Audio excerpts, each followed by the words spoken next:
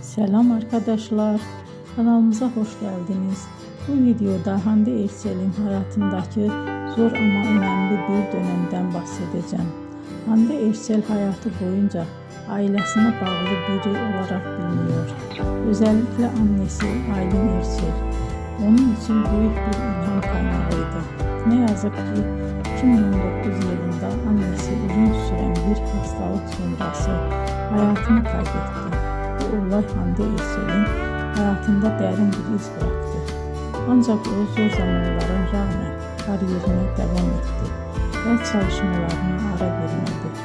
Aynı yıllarda oyuncu olarak yeni projelerde yer aldı ve izleyicilere güçlü karakterler sunmaya devam etti.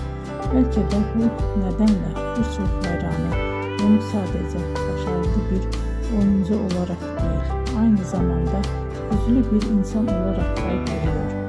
Beni izlediğiniz için teşekkür ederim. Bir sonraki videoda tekrar görüşmek üzere. Hoşça kalın.